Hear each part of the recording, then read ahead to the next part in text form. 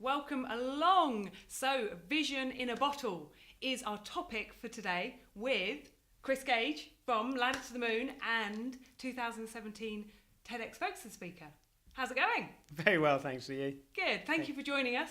Pleasure. Today. Thanks for having us on. It's good. I've been looking forward to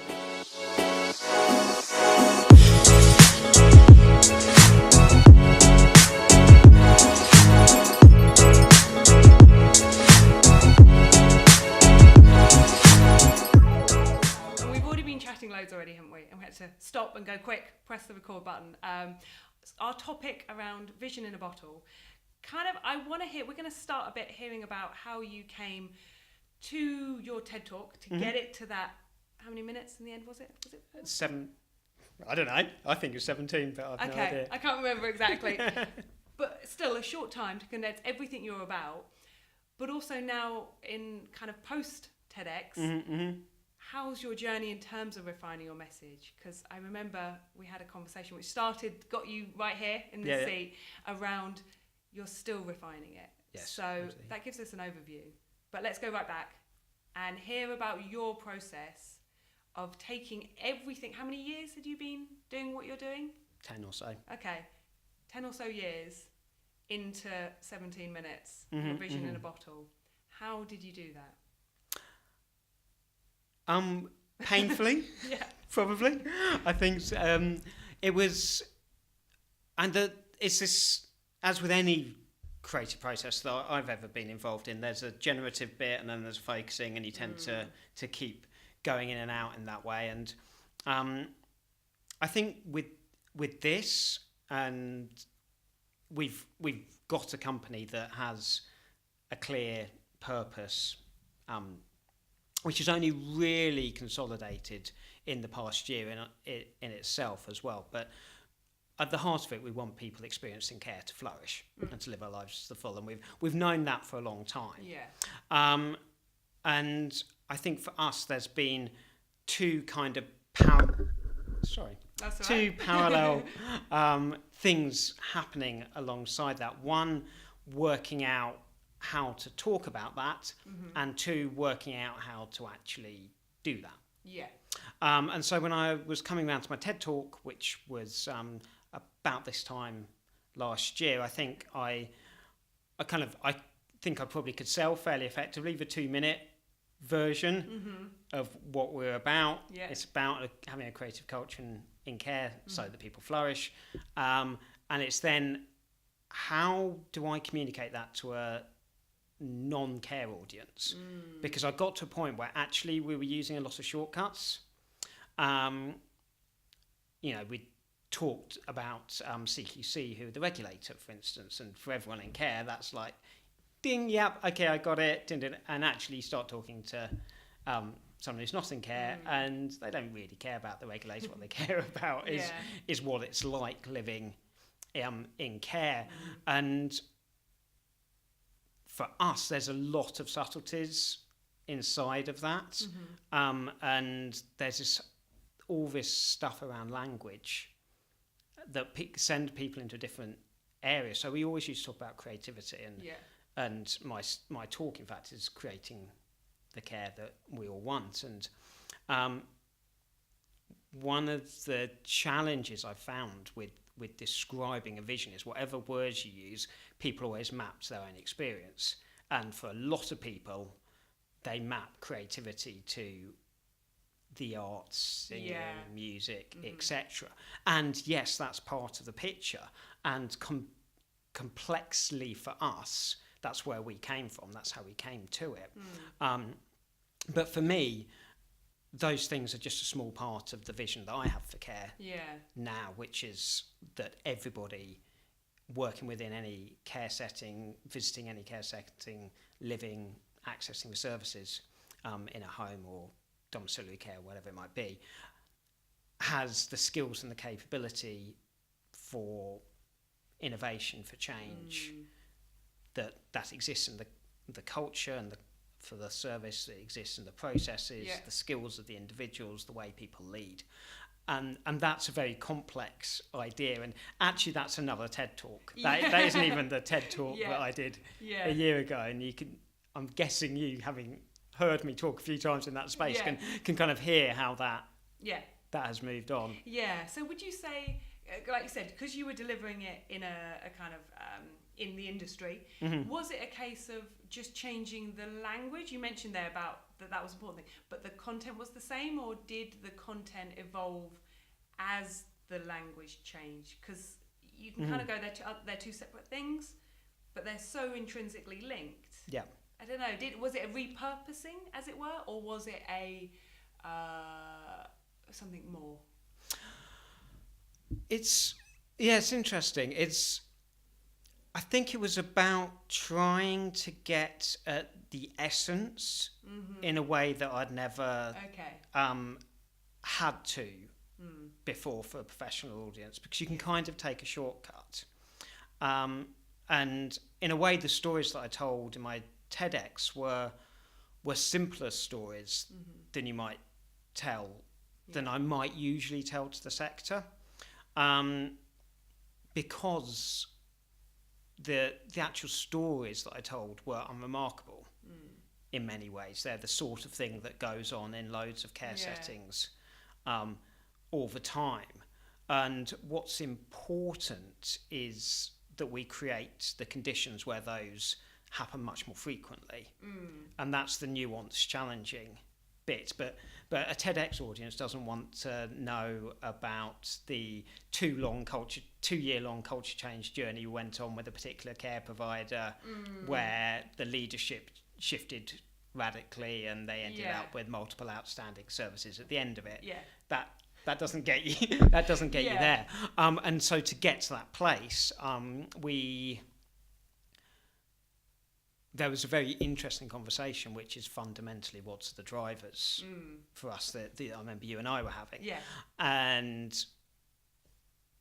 ultimately that was possibility.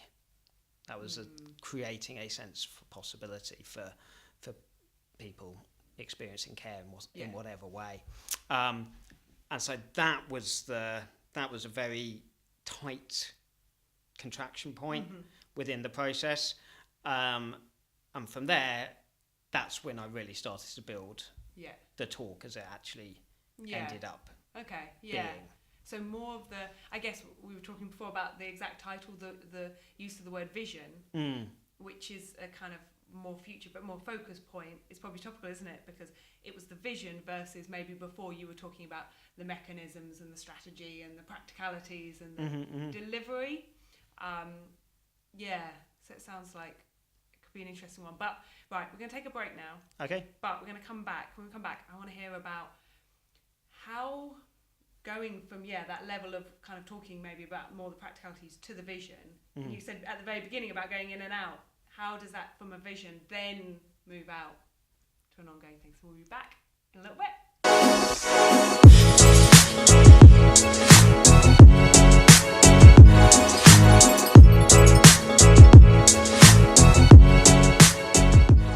Welcome back. Vision in a bottle with Gage is our topic for today. And we finished on the last section, didn't we? Saying about how you were originally talking to your industry a lot and you'd kind of come a long way in terms of you had that pretty nailed, right, in terms of how to talk about it. And then you come to a TED talk and you kind of, like you said, to come to a sharp point of, but what is the vision and how do I talk about it to a different audience? How then, when you come out the other side and it maybe opens it up, how you then speak to the industry and how that then translated into kind of, ladder to the moon and your message through that? What happened next? I think it's interesting because I think this whole thing about how we talk about what we do, or certainly for me, is a constant evolution. That it's coming from all of our experiences. Every time we try and communicate what we're talking about, because fundamentally for me, I see the world in a slightly different way to how it is now. And so every time I articulate myself, I land with someone who can see what I can see, and then it's highly energizing and everything goes off in interesting directions. But more frequently, it lands with someone who can't see the world in the way that I can. And that has been a painful 10-year process and continues to be. And so I think in a way my TED talk, I attempted to tell the story in a way that almost anyone could understand and engage and appreciate. And so that has helped me. I now feel like I can go into almost any conversation with almost anyone and engage them in what I'm talking about. I have less of those deflating, oh God, I'm isolated type conversations. However, what's also going on for me is that we're really developing at quite a rapid pace what we're offering to the sector, and part of that is that I've had a new chair in place for the past 18 months or so.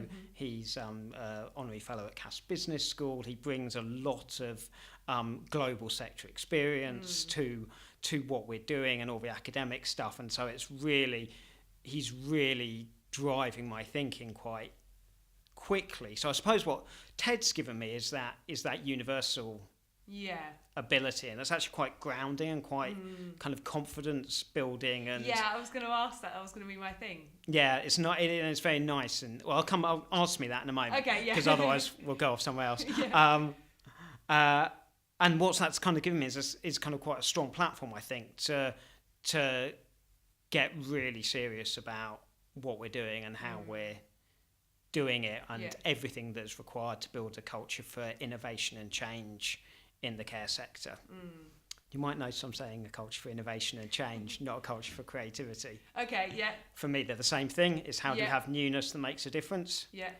But those different shades of language land differently, and the latter conversation is one that I can go in and have with any chief exec in the sector, and in fact in most sectors. I think there's a lot of power, isn't there, in being, there's what does language create for us, and how do we get ourselves out and be understood, but there's also that power in, as you said, using and choosing the words that resonate for others, because at the end of the day it's about that connection, isn't it? And going back to what you said about kind of having a new chair and you progressing, and like what the business is doing, progressing very quickly, is it that, so when we've had previous chats about this idea of your message constantly evolving, and it feels like a constant journey, is the vision the same, or is the vision evolving, or is it kind of getting not smaller but more condensed, and maybe it's the mechanism or the actions and the things that you're doing? Because that's the other thing, like you're moving so fast in all this that of course your message in the broader sense is going to change, right? Because you're constantly doing new things. Does the vision evolve with that, or does the vision, is it kind of like as one grows, the other kind of condenses? I think vision's one of these words that has a number of meanings. So I'll tell you mine. Totally. Which is that for me, when I talk about vision, it's the vision for the organisation. Upstream from that is our purpose, what we're trying to do in society. Which at Ladder is everybody experiencing care flourishing. And we've basically held that purpose for the past 10 years that we've been doing this work, and 5 years previous to that when we were doing more arts-based work. That's always been the purpose. We might not always been able to say it that way, but that's always been there.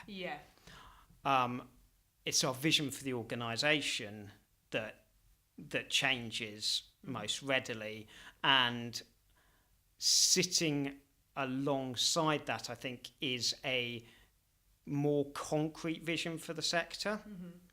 I think we've always held a vision for the sector where people are flourishing, fundamentally. But when we started out, that was a very naive idea that actually if everyone just had arts happening in their homes all the time, then everyone would be flourishing. And I still broadly hold to that.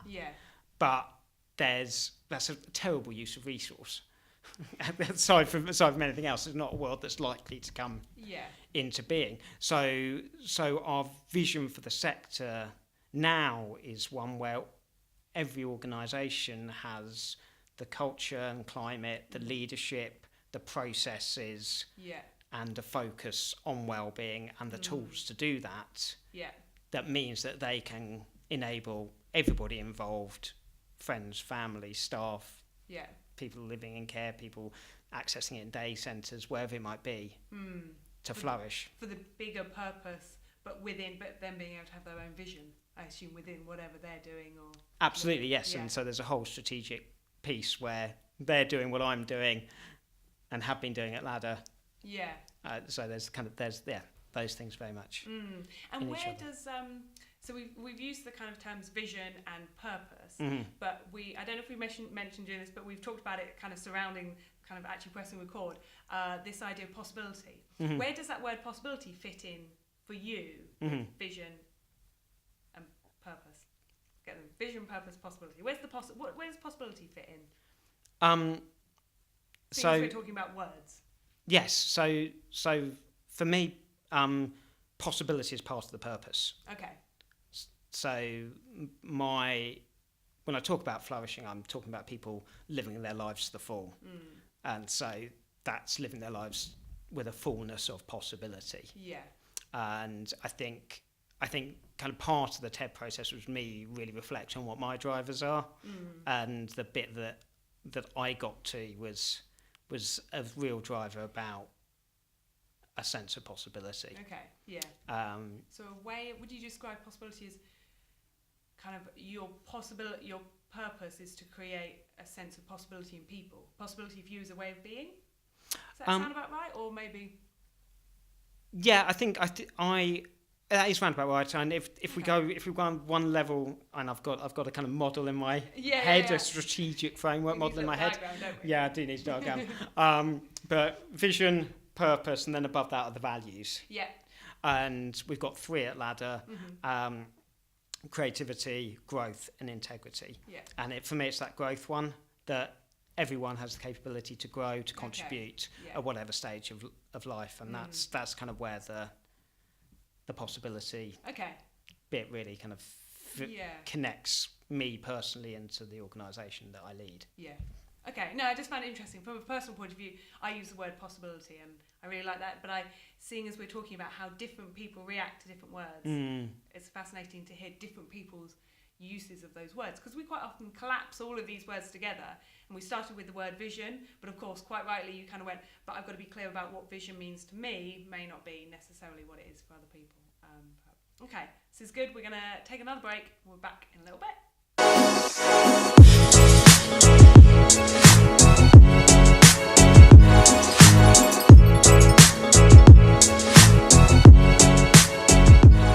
Welcome back. So we mentioned confidence, didn't we, in the last one? You said, ask me that again, come back. And it was in the back of my mind going, I wanted to ask you about that. And make it, I guess, because at the end of the day, this is something I relate to, which is maybe why I kind of picked up on it and wanted to ask you again, was this idea of a lot of people, it's quite common to not have the confidence to speak your message because, you know, growing up, if you see a future that other people don't see, they can look at you a bit strange because they don't get it, because you, like you said, you're seeing a different world that they are.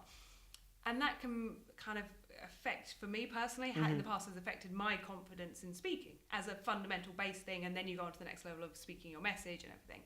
So how you getting that confidence of doing that TED Talk? And like you said, it was, you know, there's other TED Talks you could do, you've got other ideas for other talks, and it was very speaking to everyone as opposed to maybe specifics. How did that affect your ability to stand up and speak, whatever the message may be, and your confidence around that, in the hope that maybe people can kind of take some of that themselves if they're at that stage? Yeah, I know. I think I'd say that the TED experience is just one amongst a long journey of slowly building confidence and losing confidence and kind of iterating. I think so. And for us, one of the early things that happened to us as a company is we were just doing our thing in a few care homes in South London, and then the editor of the Journal of Dementia Care came along to our Christmas party she happened to live around the corner and dropped a line going, "What you do is amazing." And it was like, oh right, someone with credibility sees what I see. Okay, yeah. And then so that kind of there's kind of the seed confidence, and there's a series of those things that happen. But for me and my journey there, it then felt like that was the small world that got me. Yeah. And then the rest of the world doesn't really understand. Yeah. You know, Yeah. and I remember experiences where I got to talk to a big room of chief execs, but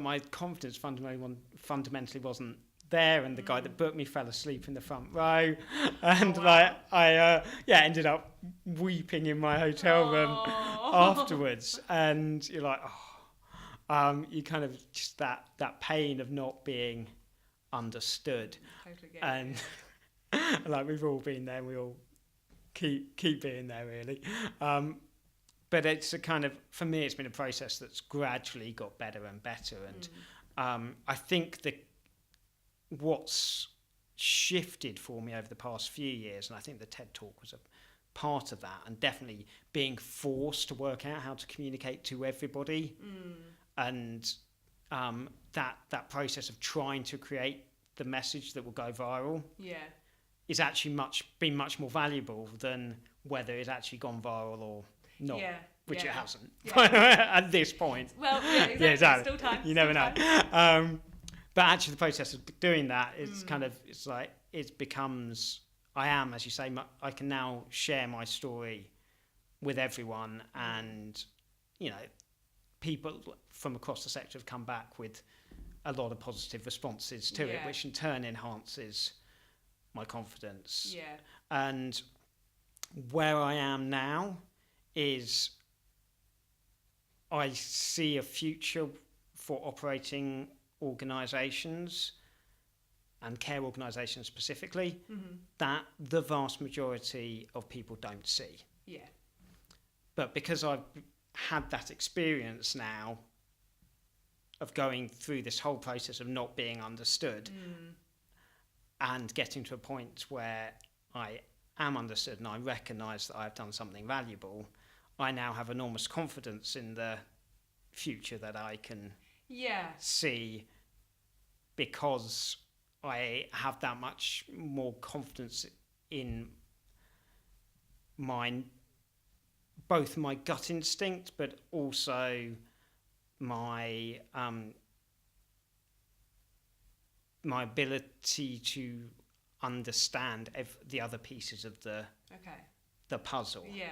And part of the pain of this journey of confidence has been that it's forced me to go into places that I wouldn't necessarily naturally go.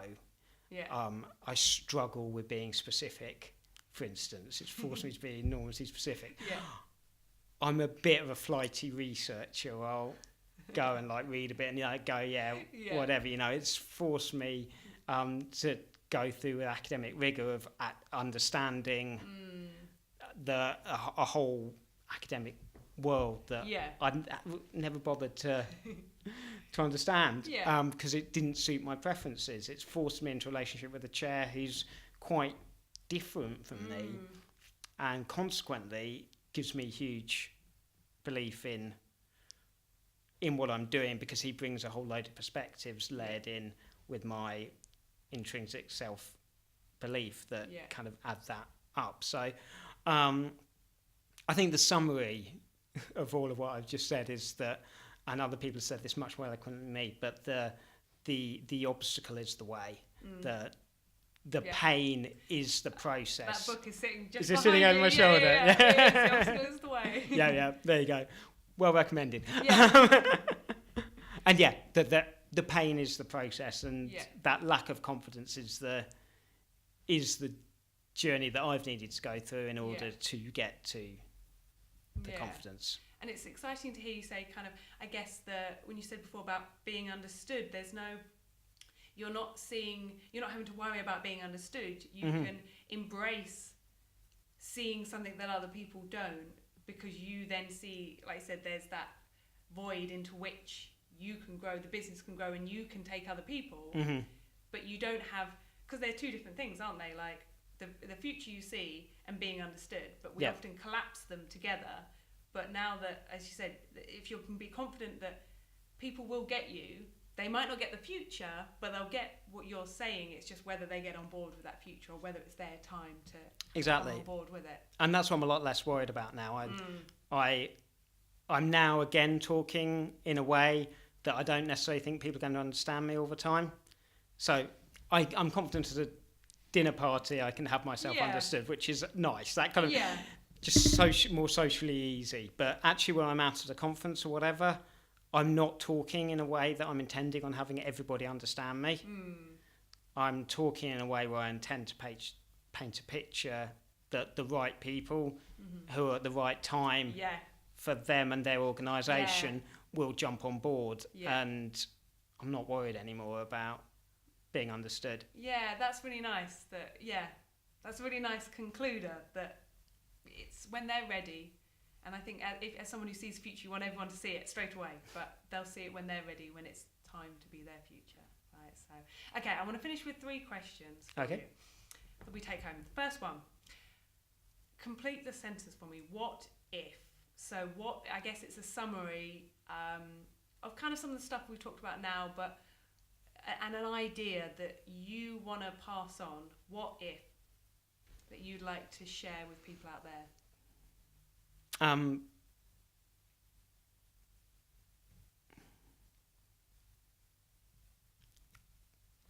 What if we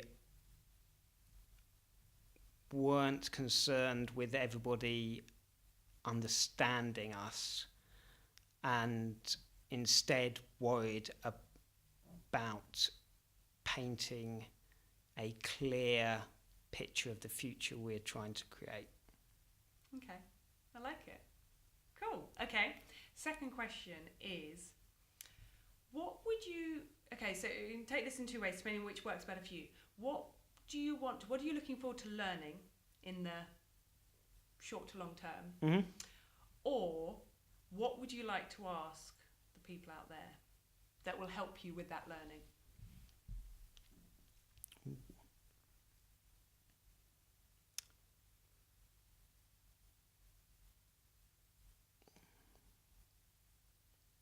I should have prepped you these questions. Yeah. Sorry. This is the sound of me thinking. This is good. I like it because you're really considering it.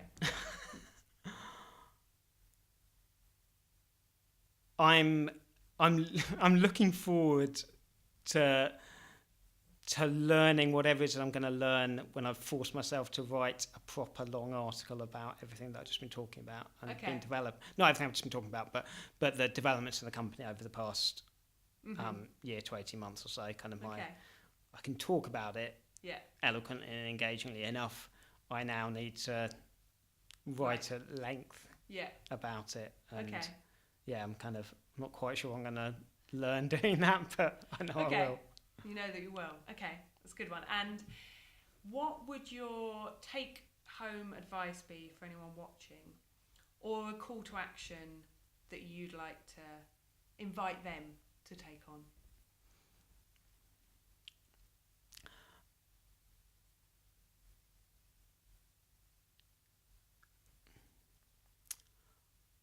I think in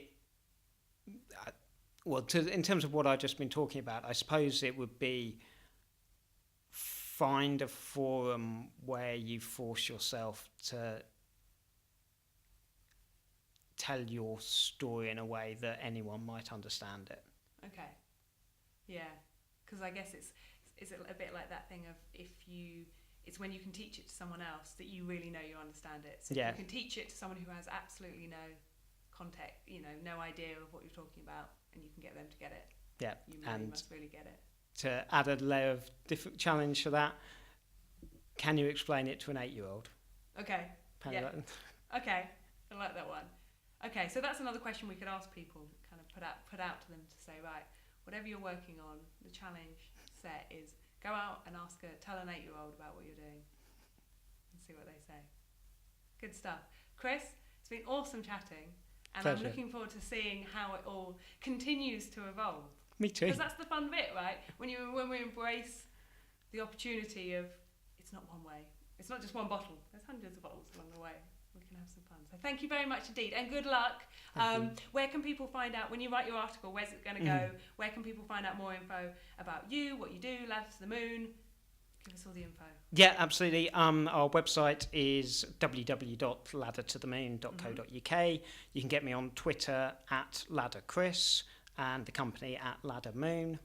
Those are the best places to get us. We'll do a link to the article when it merges, I'm sure. Yeah, that's what exactly. we can do. Big bang you. Where's that article? That's okay. Oh, and you can see my TEDx somewhere as well. Yeah, TEDxFolkestone.com or YouTube. Google. It's a wonderful thing, isn't it? Chris, thank you very much. Pleasure, Lee. Cheers. Thank you. Bye. Bye.